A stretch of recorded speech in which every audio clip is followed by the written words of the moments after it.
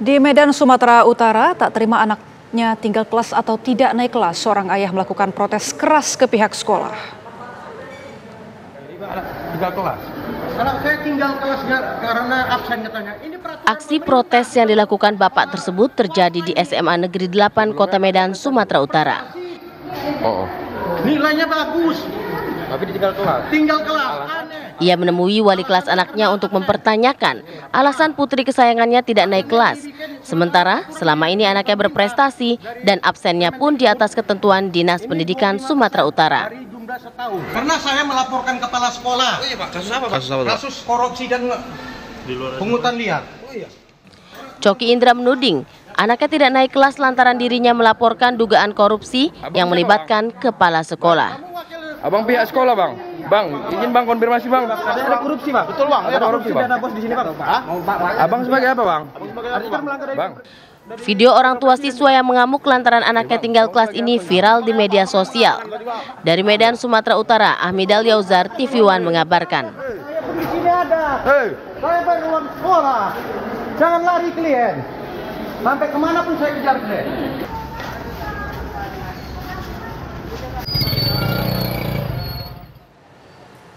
Pemirsa, lalu apakah benar ada sentimen negatif yang dilakukan pihak sekolah terhadap siswa yang orang tuanya melaporkan dugaan korupsi dan pungli di sekolah mempengaruhi nilai dan kenaikan kelas? Kami sudah tersambung bersama Bapak Coki Indra selaku orang tua siswa dan Bapak Abdul Haris Lubis selaku Kepala Dinas Pendidikan Sumatera Utara. Pertama kami akan menuju ke Pak Coki terlebih dahulu. Assalamualaikum warahmatullahi wabarakatuh. Selamat pagi Pak Coki. Pak, tudingan yang Bapak lakukan ke sekolah ini kan cukup keras. Kami ingin tahu sebenarnya apa yang mendasari tuduhan ataupun protes tersebut Pak. Selain tentunya fakta bahwa putri Bapak ini tinggal kelas. Tudingan saya begini Bu. Sebelumnya saya melaporkan ke instansi terkait ya mengenai pungli dan pungutan liar si kepala sekolah SMA 8 dan korupsinya Bu. Tapi prosesnya sampai saat sebelum anak saya tinggal kelas ini belum ada nampak Bu. Jadi saya laporkan ke Polda selaku penegak hukum Bu. Jadi saya laporkan ke Polda. Tahu ya, inilah Bu. Akibat dari laporan saya kepada kepala sekolah itu anak saya lah bungahnya hasilnya. Anak saya tinggal kelas dengan nilai sangat memuaskan dan kelakuannya baik di sekolah Bu. Secara nilai baik, secara dari peraturan K24, PK 13 Bu, itu yang diterapkan kurikulum kepada anak yang kelas 11 belum mencukupi Bu, nih, nilai jumlah absennya. Tapi anak saya tinggal kelas dengan alasan absen. Baik, ini artinya dari pihak sekolah menyatakan alasan putri Bapak tinggal kelas karena hanya masalah absen, begitu Pak? Iya Bu. Tidak ada masalah lain untuk nilai, kemudian juga sikap atau perilaku? Perilaku cukup baik Bu, di rapor pun baik ditulis. Baik, Pak, kami juga ingin tahu sebelumnya Bapak tadi menjelaskan bahwa Bapak melaporkan adanya dugaan pungli dan juga korupsi. Ini Bapak lapornya kemana saja Pak? Sebelumnya saya ke instansi terkait seperti dinas, ke kantor gubernuran, di Kadin.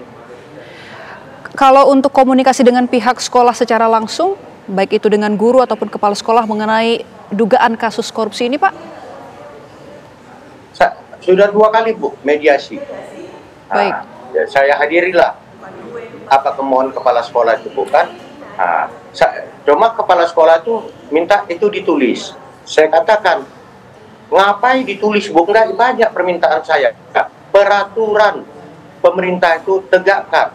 Itu aja yang saya minta. Tetap selama 2 kali pertemuan itu yang saya minta. Baik, Pak Coki, kami juga ingin dengar, mungkin Bapak juga bisa mendengar secara langsung. Ini tanggapan dari Pak Haris Lubis selaku Kepala Dinas Pendidikan Sumatera Utara. Selamat pagi Pak Haris. Pak Haris, pertama kami mau bicara dulu mengenai putri Pak Coki yang tinggal kelas ini Pak. Sebenarnya kalau konfirmasi dari pihak Dinas Pendidikan ke pihak sekolah, alasannya apa Pak? Baik, terima kasih Ibu.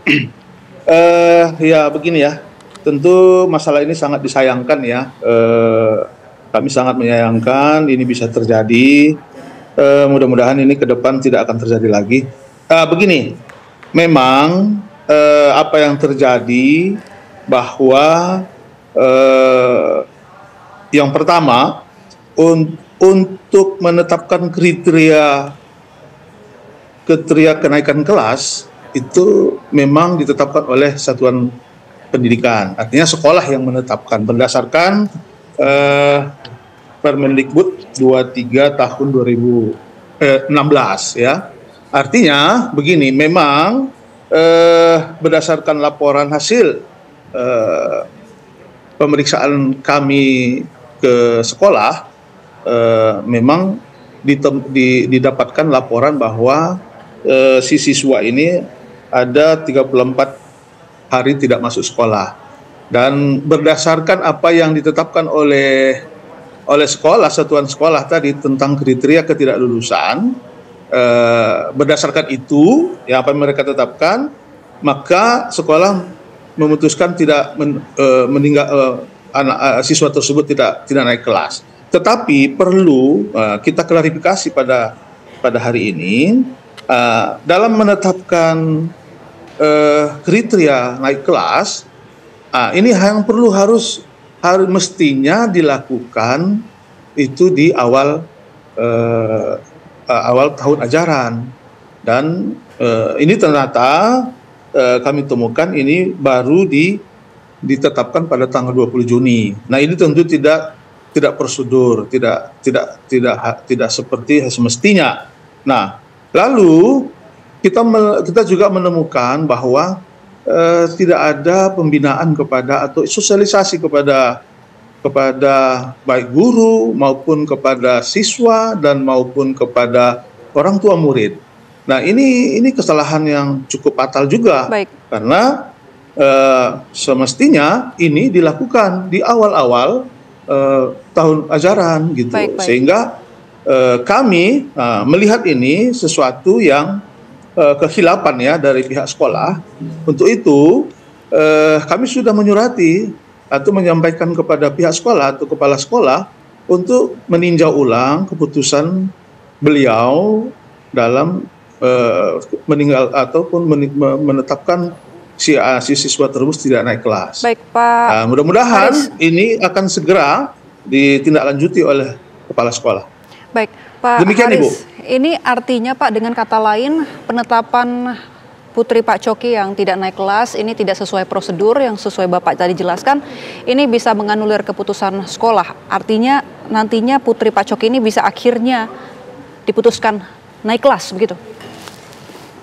Harapan kita begitu, karena kami menemukan beberapa kehilapan, kekurangan dari pihak sekolah. Baik, Pak Haris, kami juga ingin tahu ini mengenai aspek lain yang menjadi concern ataupun perhatian dari pihak orang tua siswa ini. Selain fakta bahwa putrinya tidak naik kelas, juga ada sebelumnya laporan mengenai dugaan pungli di sekolah tersebut. Apa kemudian tindak lanjut dari pihak Dinas Pendidikan? Baik, ya ini juga perlu diluruskan sebenarnya menurut kami ya. Kalau SPP ya yang dimaksudkan sebagai pungli, sebenarnya SPP itu dibenarkan ya, dibolehkan untuk bukan dikutip lah ya, ditetapkan oleh sekolah. Tapi tentu dalam penetapannya itu harus dilakukan secara transparan, ya terbuka. Artinya ya mulai dari dana BOS. Dana BOS itu penggunaannya atau tersedianya sekian, kemudian penggunaan dana BOS ini adalah bla bla bla bla, tentu ada lagi pembiayaan yang kita butuhkan. Inilah yang ditetapkan oleh komite dan sekolah.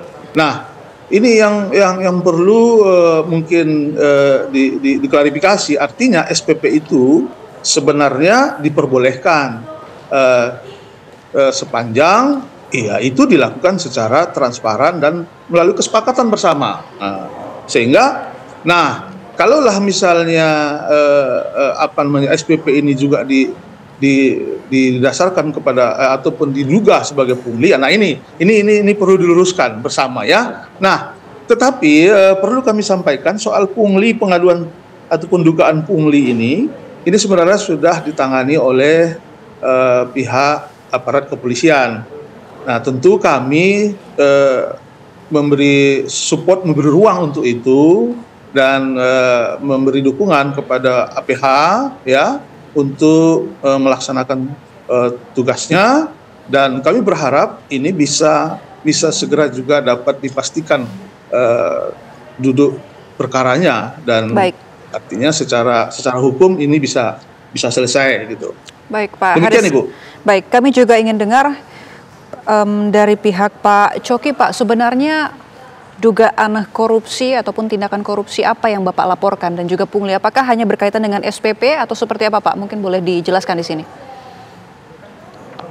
Kan gini Bu, saya mengatakan itu pungli dan korupsi Bu, karena dengan adanya peraturan Permendikbud yang mengatakan Permendikbud nomor 75 tahun 2016 Bu, ya 2016 itu mengatakan pasal 16 ayat 6 dan pasal 13 apabila itu akhir tahun pengutipan uang SPP tadi itu Bu, ya kan uang SPP ini dari orang tua murid itu harus dibuat LPG-nya, karena benar itu udah kami sahkan Bu.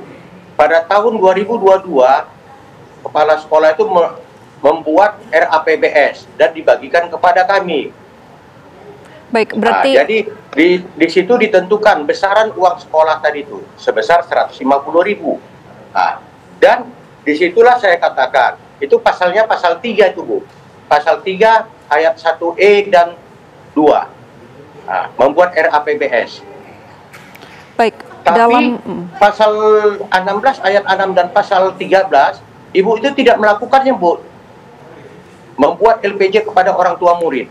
Baik, berarti tahun 2023 Ibu itu mengutip tanpa ada RAPBS sampai saat ini, dan apalagi namanya LPJ-nya Bu tidak ada dilakukan Ibu itu. Apa yang disebutkan di situ? Baik, jawaban kan dari itu pihak harus sekolah seperti apa dipertanggungjawabkan. Pak Coki? Tentunya Bapak sudah menyampaikan protes mengenai RAPBS dan juga LPJ tersebut. Kemudian jawaban dari pihak sekolah seperti apa? Gak ada, diam mereka Bu, marah-marah. Baik. Marah-marah Ibu itu Bu.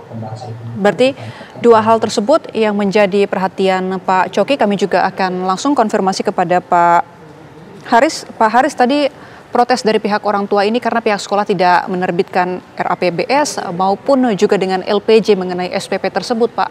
Tanggapan dari Pak Haris? Ya, saya sependapat ya, kalau LPJ ya harus ya semestinya, apalagi sudah ditetapkan bersama-sama mungkin dengan komite, itu harus dilakukan, ya harus dilakukan. Baik, tindak pengawasan dari Dinas Pendidikan Pak. Bentuk pengawasan dan juga bentuk pengawasan dan tindakan dari pihak Dinas Pendidikan yang mengetahui bahwa ada hal seperti itu terjadi di sekolah ini seperti apa Pak? Oh baik, kita sebenarnya dari dinas itu selalu membuat edaran ya, edaran tentang itu gitu ya, apa yang boleh dilakukan, apa yang tidak boleh dilakukan. Ya, baru saja lagi kami melakukan edaran itu untuk tahun ajaran yang baru nanti ini ya. Jadi kita sudah menetapkan mana yang boleh, mana yang tidak boleh. Jadi itu harapan kita, semua sekolah itu berpedoman atau memegang teguh kepada apa yang sudah kita instruksikan, karena yang kita instruksikan itu kan sesuai dengan ketentuan gitu Bu. Baik, Pak Haris, kami ingin konfirmasi satu hal lagi Pak, ini mengenai rumor yang beredar bahwa sebelumnya juga ada kasus yang sama yang melibatkan tenaga pendidik di sekolah tersebut bahkan hingga berujung ke penjara. Ini benarkah Pak?